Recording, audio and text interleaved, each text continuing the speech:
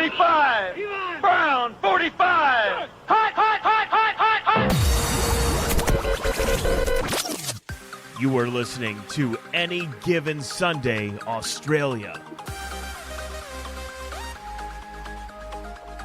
Yes, hello and welcome to the Any Given Sunday Australia podcast, the number one podcast in at least 3 households, 1 studio, American Football Australia head office. Fucked it the last few weeks. Wade's going to be not very happy with that. NFL Australia head office, worldwide Danny Boy, joining us in his lavish left wing place. Donald Trump supporter at Danny Webb, ATSA. Whoa, you got to retract that straight away. I'm not a Trump supporter. I only just said this is not a politics podcast. Let's not get started. Otherwise, I'll get real hot and heavy before we even start talking about the amazing football we had today. Yeah, it was a great day. I only went with Trump because I said left wing, which I meant your West wing. That's what I was looking for. Yeah, mate, incredible day. A tough day for punting. Unfortunately for us. Oh, we lost some units. For the first time in a long time, we lost some units. Yep. And now, probably slightly gun shy, but we'll get to that later in there. That's all right. We pick ourselves up and we go again. I say I'm gun shy, but I reckon just before the game, I'll find a couple of little things to sprinkle on, but we will talk about it later. We start with the Thursday night, and it was an absolute classic game. I got to watch it at work. You're at home. I don't know if you got to how much of it you got to see, but it was an absolute thriller. Yeah. I was at home, but had an event on, so I watched it back still, though. What a game. What a game. Like, Lamar Jackson was facing, I think, his largest deficit at 21-7 in the third before he came back and threw 3 fourth-quarter touchdowns. And then the Ravens, right at the very end, stopped the Bengals on a 2-point conversion, which would have actually had them win the game. Chase had an absolute monster, 11 catches for 264 yards and 3 touchdowns. But just, wasn't enough to get past Jackson and these Baltimore Ravens. And with his performance, he's jumped to the number 1 spot in the little MVP rankings. Yeah, probably his performance and others' performance have gone down, which kind of helped. But both games this year, Ravens-Bengals, have been absolute classics. First one went into OT, highest scoring game of the season. This one, halfway through the second, looked like Cincy were home and hosed. Didn't really pull their socks up in the second half. Like you said, Jamar Chase set a record for the most yards against a single team in the same year because he had 199 the first time they played. So it was an absolute classic. It was funny. I reckon halfway through the third, they panned into the crowd and there's an old bloke saying, we're playing like fucking mugs. Like, what are we doing? And then pretty much from there, they turned it around. So it's the little old guy, you reckon? The little old guy just got him the job done. Yeah. He was staring down Lamar saying, what the fuck are you doing? And it worked. It worked an absolute treat. But yeah, it was great to watch. And I feel a little bit bad for Cincy. They've played some bloody good football, but they're a fair way back now, especially in that division with Pittsburgh getting the job done again today as well. Yeah, it just kind of seems like it's not the Bengals' year, unfortunately. Like you're saying, they are playing good football, but sometimes the ball doesn't fall your way. And that's just the nature of this game. And with it being such a short season and only having so many, like, you start dropping a few early ones, which they probably should have won. And then after that, you're pushing shit uphill. Yeah. Like, their defense held Henry pretty well early. Lamar had fuck all yards at halftime. Like, they were playing so well, but yeah, shit the bed in the second half, and you can't give Lamar Jackson and the Ravens a sniff because they will absolutely run all over you. But today we had a few more incredible games as well. Some games that there should have been upsets.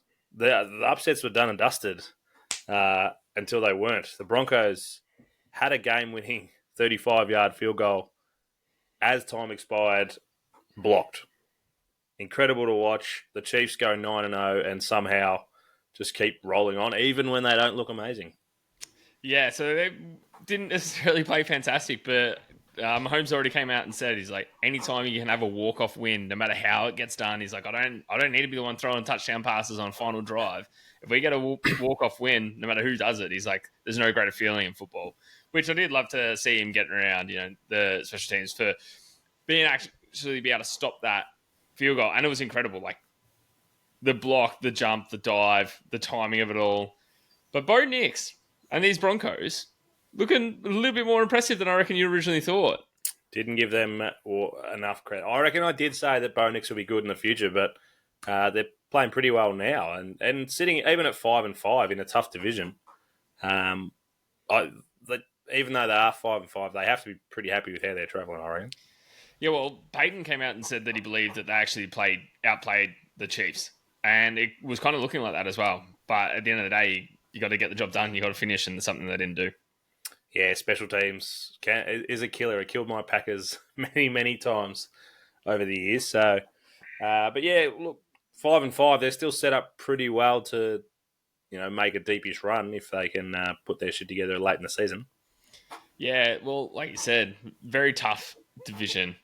They finished with the Chiefs last game too. Yeah, but at the moment, the Chargers are still sitting above them at 6-3. You expect them to still win a couple more games. I don't even think you gave the Broncos 5 wins total for the whole season, so they've already beaten you, which is great, and that's essentially all we really care about on the podcast, isn't it? And I know Bo Nix was watching. That's all he cared about. He's like, you know what? They gave me 3-15 or whatever, or 3-14. I've beaten it. I'm well ahead of them, and shit. Realistically, a contender for playoffs at least. I don't know how far they go, but a contender for playoffs, and as their first year, QB head coach tandem, you can't complain too much. The Bucs. Sorry, you have one last. Yeah, I do. No, it's just us in this podcast, the way that we somehow do it. Every time we talk negative about a player, or by any means, or say someone's not doing well, they just go out and prove us wrong every single time. It's good. Happened with Kelsey when I said that he's going to retire next year. He's absolutely balling out ever since then. You said Bo Nix wasn't going to be good enough this season. They're 5-5. Being more impressive. We just got to be careful what we say. Well, obviously it just shows that everyone's actually listening. All the players are sitting down and listening to us. Yep. Jordan Love, you suck. You give up. Go home. Packers will come out and beat. I reckon we got the Bears next week, which we go in pretty confident after their dismal performance today. The Bucs, they should have had the win. Realistically, they were up 41 seconds to go against the 49ers that weren't quite. They weren't amazing. Brock did have, 350 yards for the 13th time or something in his 15 away games. He had something ridiculous. But CMC coming back just has that little bit of an aura about him. We got on him at over 93, and there was a few people saying, 93 yards in his first game. I think he got up near that 100, if not surpassed it. So just getting CMC back, they've got to feel a little bit more confident.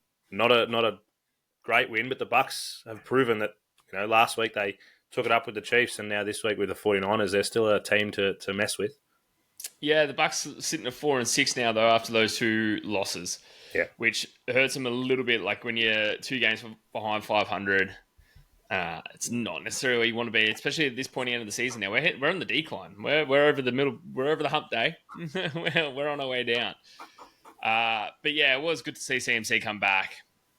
Exactly what you said. Yeah, 13 times rushing for 39 yards and 6 receptions for 68. So yeah, sitting at over that 100 mark. And yeah, it was one of our only winning plays that we had this week until we chased back some losses, though. That was good.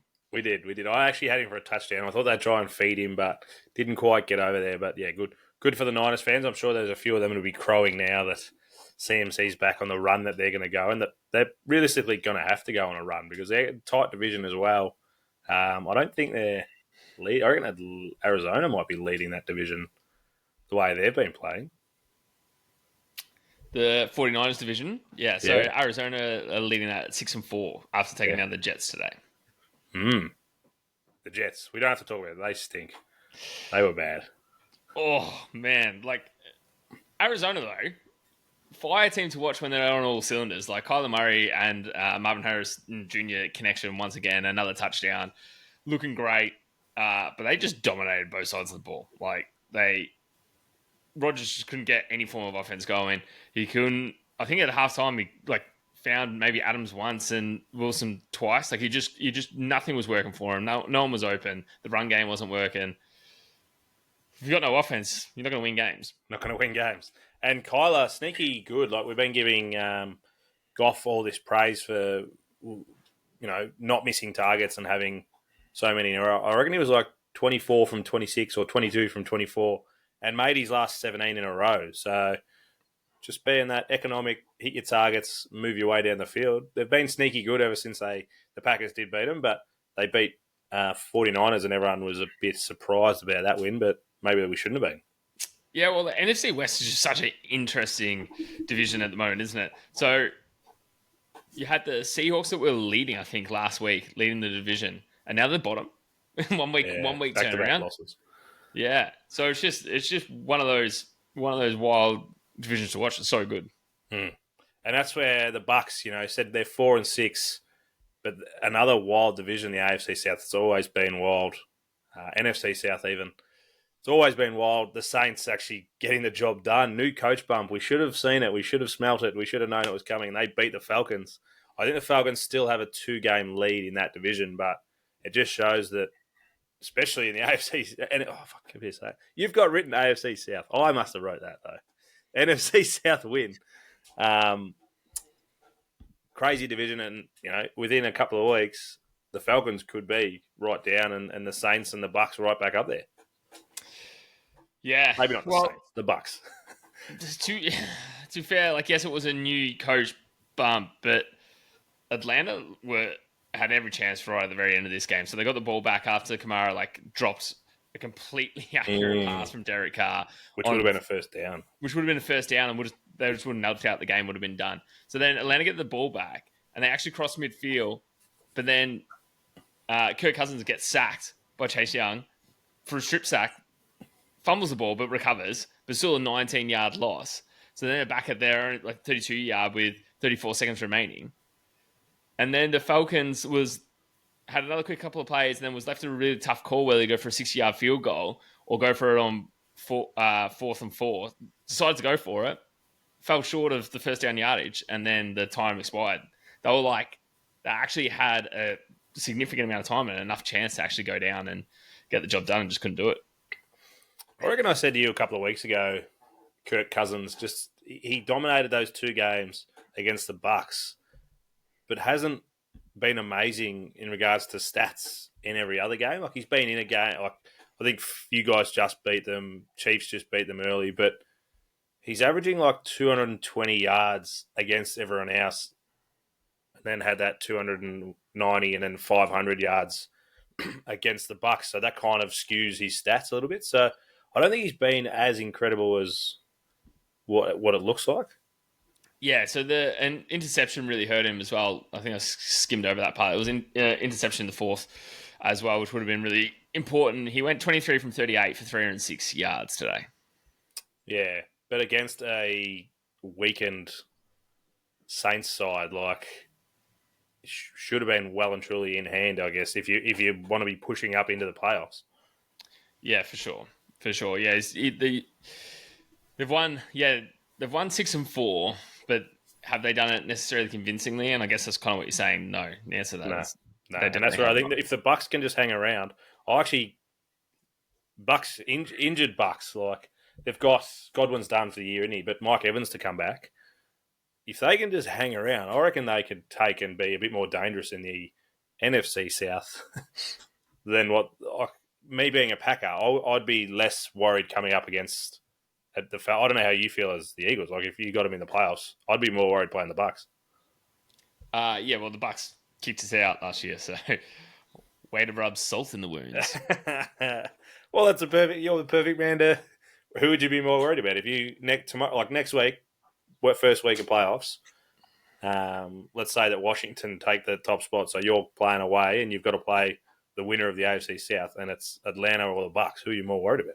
Did you say AFC again? Fuck. NFC South. Yeah, no, you're right. I'm probably more worried about the Bucks. They managed to keep themselves in every single tight game against highly contested teams. And I feel like Atlanta let us down a couple of times with losing to teams that they should beat, and they should have definitely smoked the Saints. And I had them in a massive $84 odd lotto ticket multi. And they were the only leg?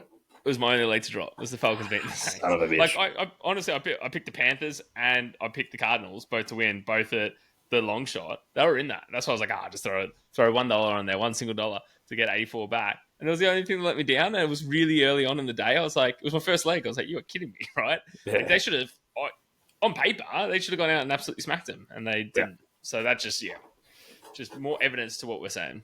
Yep. Thanks, appreciate it. I think they suck. I'm happy for them to win the division, and we'll pants them in the playoffs. Your boys, though, we did think this was going to happen, and they kind of held tight to start with, the lackluster Cowboys, but you did pull away in the end to get a good and helpful lead with the Steelers getting the job done against the Commanders today. Yeah, well, Hurts was just trying to be helpful in early on and just gave him a few easy turnovers just to really get him going, just to make sure they kept it in the game, kept it interesting.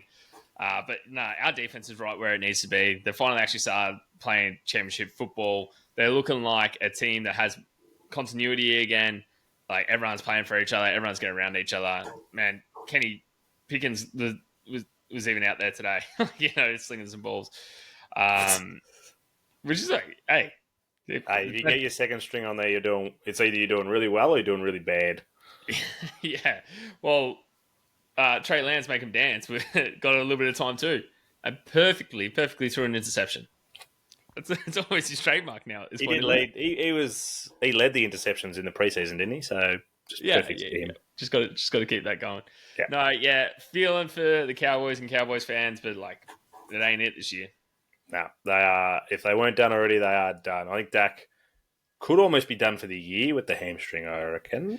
Yeah, I think he's opted for the season-ending surgery. We'll confirm that. He saw the writing on the wall. yeah, we'll confirm that next episode. But yeah, because that hamstring was torn off the bone. Someone said some absolute dum-dum came out on Twitter, was like, Dak's quit on the Cowboys. He hasn't quit. Like his body quit. your tendon's been torn off a bone. It doesn't you need surgery to fix that. Yeah, he quit. Let the man heal. Let the man heal, yeah. We don't like seeing injuries. We want to see him out in the park, but they haven't been amazing with him anyway. So I don't think even if he did stay out there, it wasn't going to be much different today, I don't reckon. No, they're hurting him more spots than just a QB. And if we went through their whole injury list, it would be a 35-minute episode. So they're in the wars, unfortunately. We'll have to get Loz back and have a chat about it. I don't know if Loz would want to come back and talk about it, to be honest. A crying session. That's fine. The Sunday night game, another one that built up to be an absolute thriller, started off as an absolute shocker. Defensive-wise, there was plenty of flags out there. Just neither side could get going. But the Texans kind of blew a shot, really, to take down the might of the NFC in the Lions. Well, how about the grit of those Lions? Like, I know that's their motto, their mantra, but they've fully bought into it. The whole side, offense, defense, special teams, coaching staff, everyone is all in on this. Everyone believes in Dan Campbell and everything that he's bringing to the table. The whole team seems bought in. So they were down 23-7 at halftime. Goff had one of his worst games of the season, and the Texans came out swinging. Ever. Goff hadn't thrown an interception in the past 5 games. So what does he do? Makes up for those 5 games and throws 5. Yep. By 3/4 time. So you're looking at this, I was like, man, they are done. But then the defense comes out, so they were down 23-7 at halftime. The Lions claw their way back by, believing in themselves. Their defense had a shutout in the second half. And then Jake Bates come out with 2 field goals, both massive, like absolutely huge, like 47 yards and 50-something. And they both only just get in, slightly gross. Just like, you couldn't fit a credit card in between the ball and the post, otherwise it was going straight back out. And they both go through and they end up winning by 3 points in the end. Absolutely craziness. And Jake Bates, by the way, he was a soccer player. He only started playing football in college. Yeah. Like never played in high school, never kicked a field goal before. Just goes to college being like, hey, I got a pretty good boot. Put me in. And I don't think he didn't kick field goals in college either. No? No. So he was just a kickoff man. Incredible. So he didn't kick his first field goal until he got picked up in the USFL or the UFL or whatever it was last year. started doing field goals, and then went on an absolute run, getting picked up by the Lions. So, and I reckon it was 58 the first one, 58 yards, which just snuck in, then 52 yards the second one, which equally on the other side was just as tight. But like you said, Goff hadn't thrown 4 interceptions in a game ever through 5. Only 4 for the season so far, like you said. Throws 5.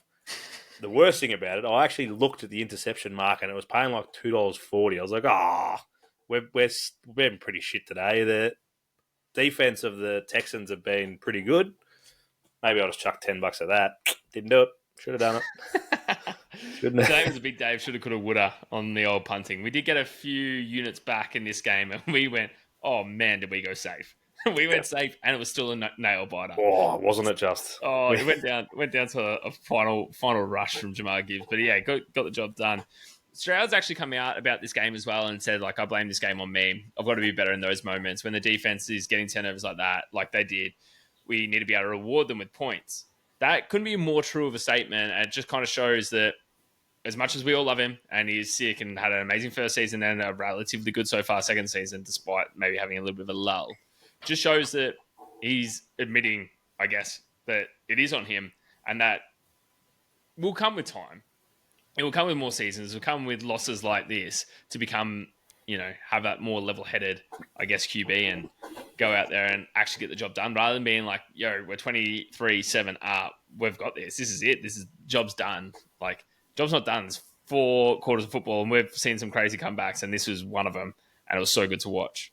The Lions now, though, are 8-1, which is the first time since 1954. Oof. Do you reckon you're wearing Lions blue right now? Do you reckon they think that this is their season? This is actually the Chargers, but I'll let you get away with it.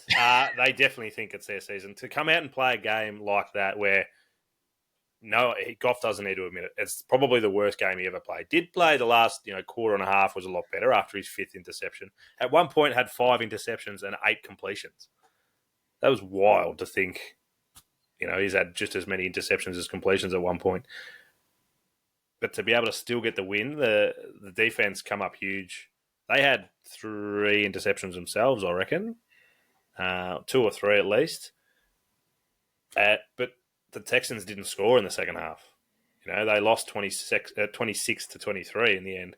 So you're right with saying that Stroud has to be better. And we do forget sometimes that he is only a second-year QB because of that first year that he did have and how good he was. And, he's such a level-headed young bloke already that he's going to be the next Tom Brady, blah, blah, blah. But he's only second year. So we do have to cut him a little bit of slack, but he did have to be way better. There was a pass, I reckon it was late or midway through the 4th. It would have been game over.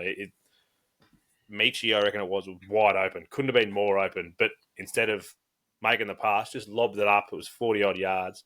Gave Davis the chance to get across, and that was one of the interceptions that he got. Going back, actually throw the ball properly. He gets there and he's still got 5 yards clear and it's a touchdown, probably game over. Breaks their hearts and they get a massive win. But, I like the Texans still. I think that was his best game in a month, I reckon. And they're going to be better when Collins comes back. So things they could take from it for the Texans. And, mate, the Lions, this is just going to give them even more confidence going forward.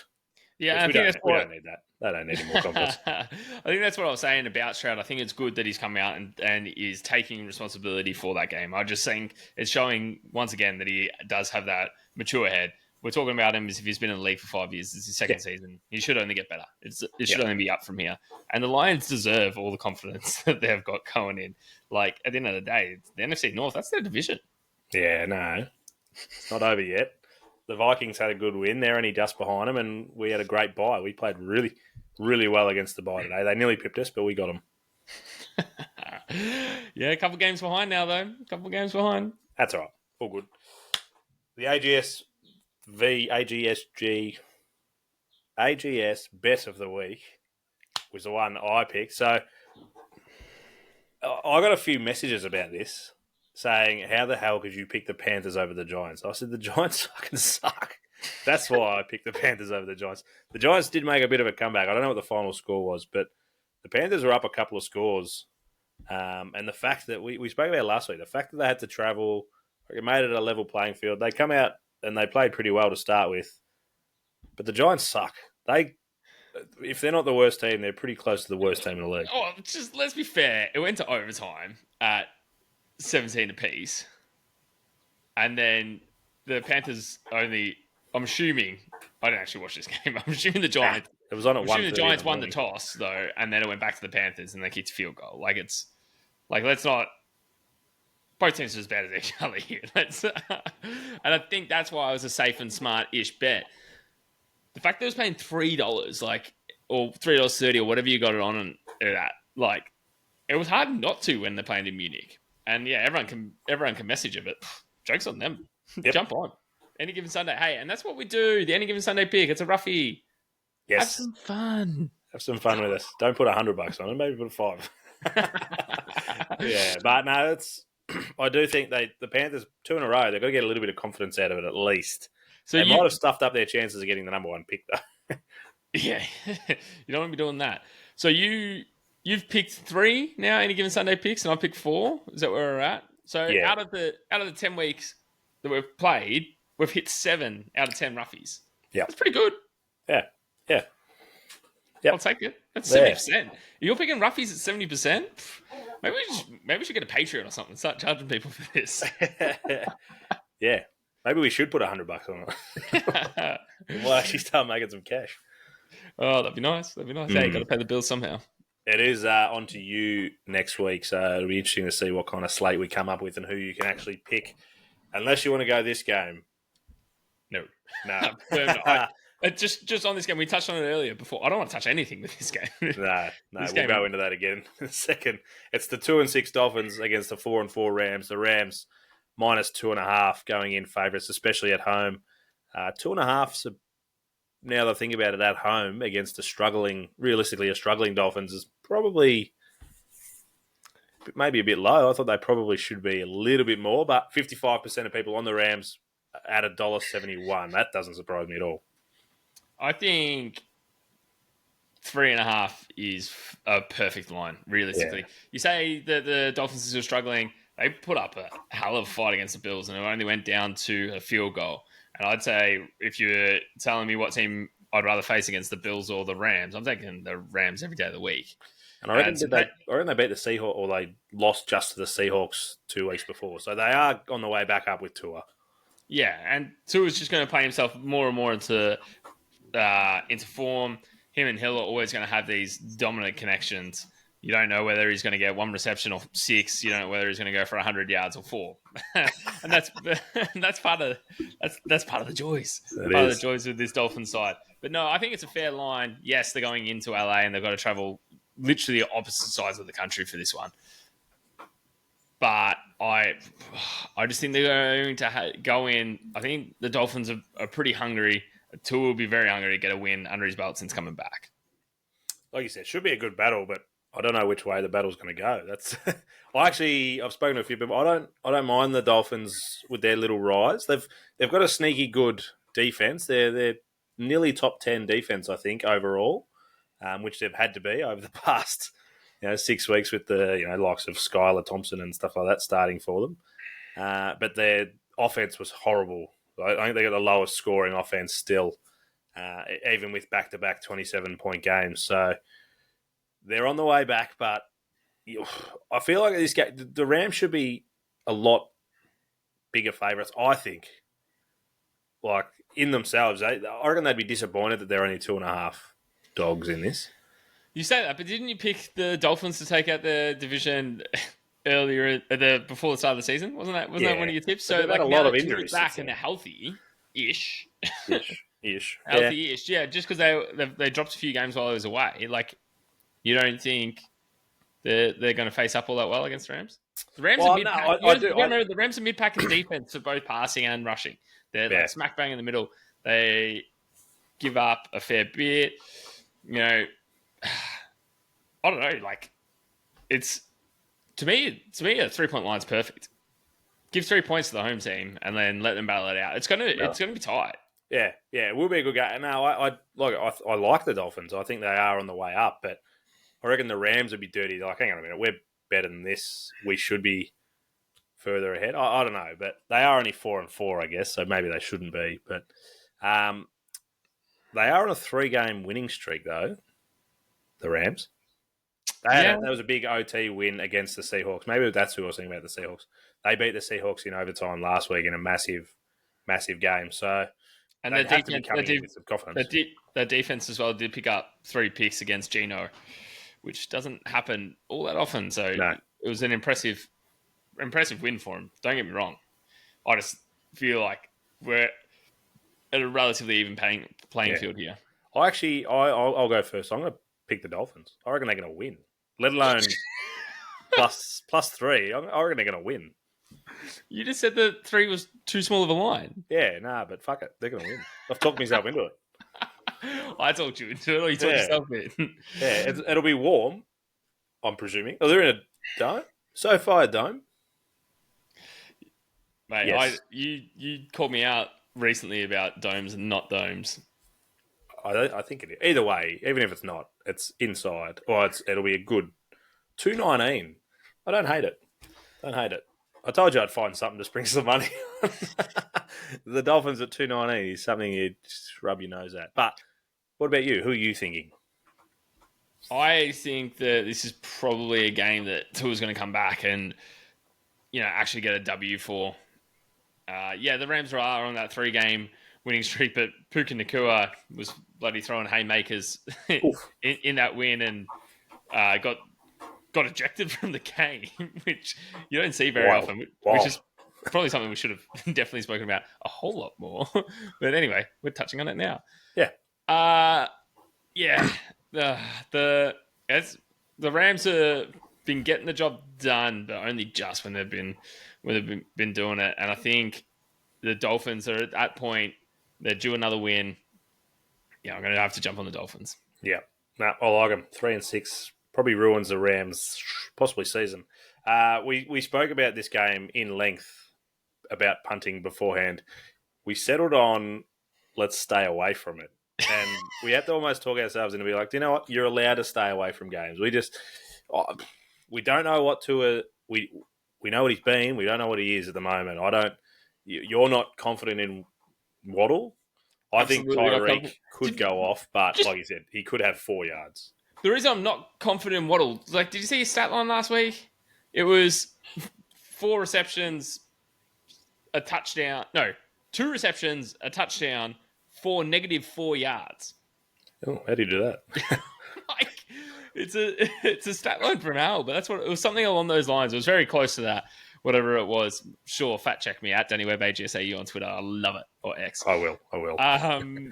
But I'm not putting money on him. No way. See, this is all part of gambling responsibly. We are just very responsible gamblers. Yeah. There is one player that you like, Archane, but his line was too much, so we stayed away from it.